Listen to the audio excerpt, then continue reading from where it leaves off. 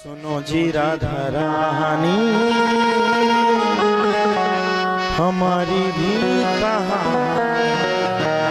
तो कहीं भी चले जाओ, राधा रानी के चरणों में चले जाओ तो आपके जीवन का आनंद है। सीताराम भगवान के चरणों में चले जाओ अयोध्या तो और आनंद है।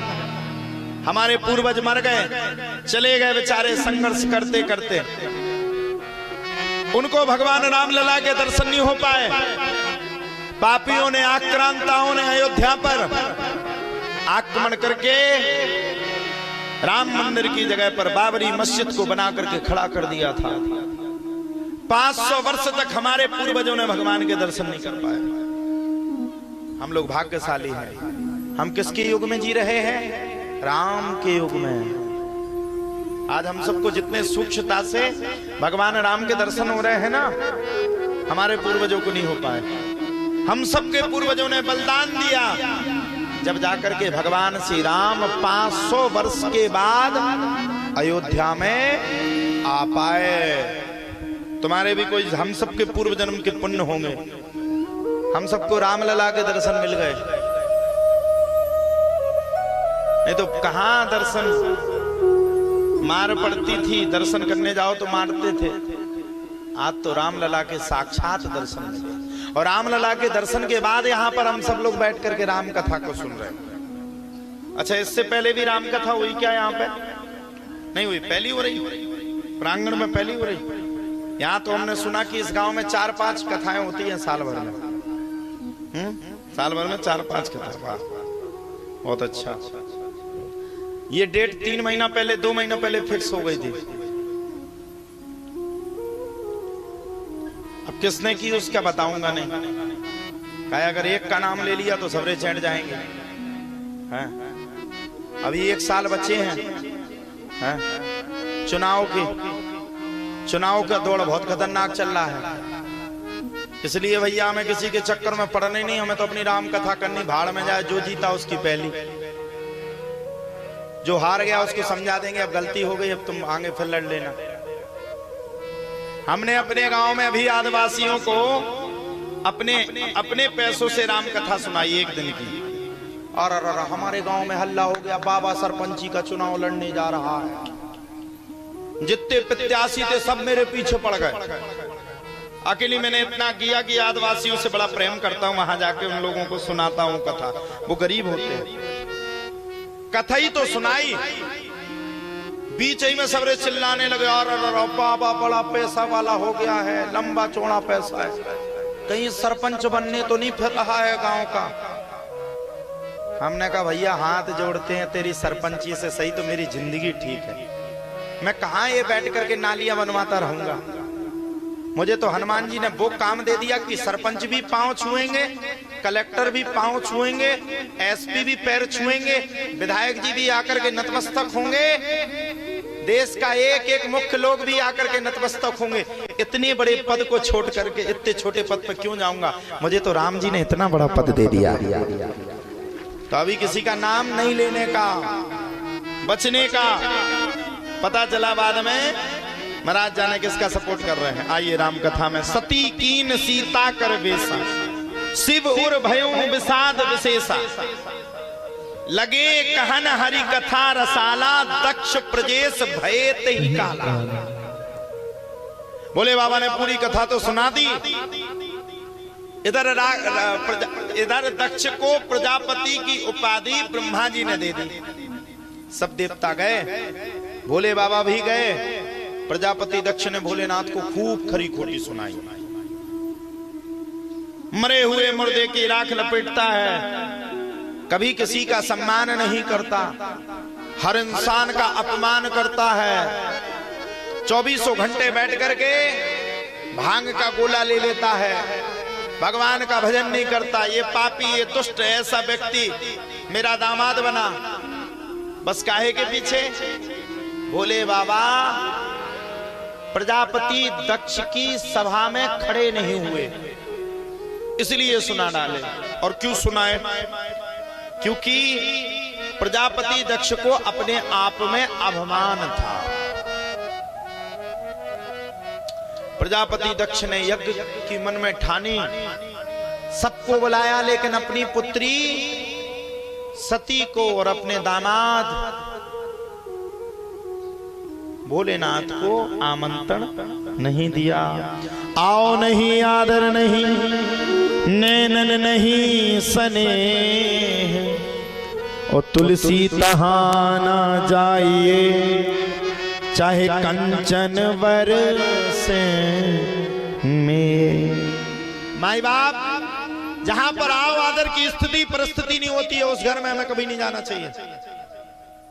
पुत्रियां भी ध्यान से सुन लें, विवाह होने के उपरांत आपका घर ये नहीं है, आपका घर आपका ससुराल है। अगर आपका पिता आपको सम्मान सहित नहीं बुलाता है, हो मर जाना, लेकिन कभी लौट के पिता के घर में नहीं जाना। पति का अगर अपमान तुम्हारे घर में किया जाता है तो कभी लौट के उस घर में नहीं जाना। अब ये नहीं कि 364 दिन तो पति देव को खूब गाली दी और 365वें दिन छन्नी उठाई और देख लिया करवा चौथ की जय हो।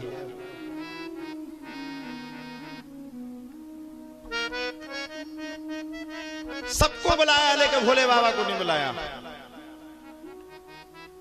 सबरे देवता चले जा रहे हैं, आकाश में विमान उड़ रहे हैं। माता सती ने देखा ध्यान करके, अरे कहां जा रहे हैं सबरे? रोका नारद जी को, रोको नारद जी, कहां चले हो? नारद जी कहते, देवी आपको नहीं पता? नहीं मुझे नहीं पता, आपके पिताजी यज्ञ कर रहे हैं। यज्ञ कर रहे? मेरे पिताजी यज्ञ कर रहे, मुझे नहीं बुलाया? सती भागती भागती भागती भागती भोले बाबा के पास पहुंच गई।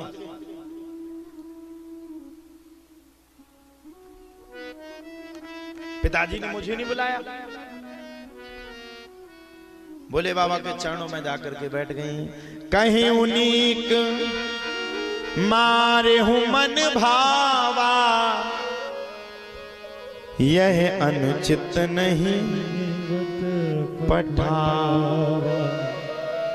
भोले बाबा विराजमान है। अब माता अच्छे से पूछ रही हैं, अच्छा पता, जब पत्नी को पति से काम हो ना,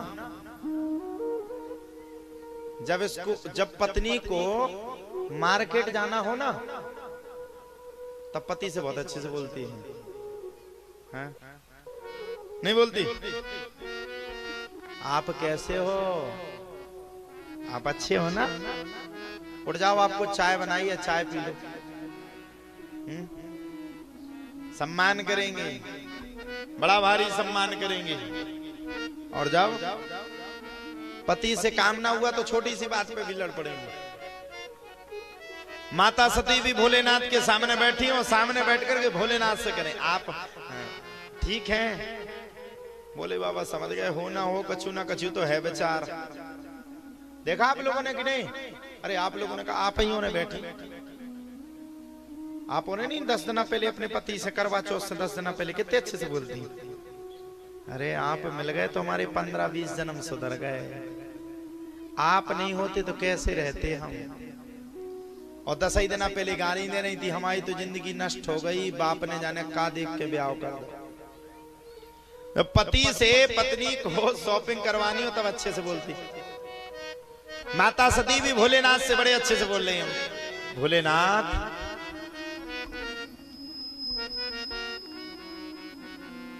मेरे पिताजी ने यज्ञ का अनुसरण किया है, मेरे पिताजी यज्ञ कर रहे हैं। अच्छा, तुम्हारे पिताजी यज्ञ कर रहे हैं? बिल्कुल, अच्छी बात है, आमंत्रण मिला? सती माता कहती है, हो सकता है शायद भूल गए हो। तुरंत भोलेनाथ ने कहा, देवी तुम्हारे पिताजी भूले नहीं हैं, अपितु तुम्हारे पिताजी ने आमंत्रण दिया नहीं है। पार्वती को संपूर्ण कथा भोलेनाथ ने सुनाई। मैं तुम्हारे पिताजी के पास गया था, तुम्हारे पिताजी ने मुझे खूब उल्टी सीधी बातों को सुनाया, और मुझे तो लगता है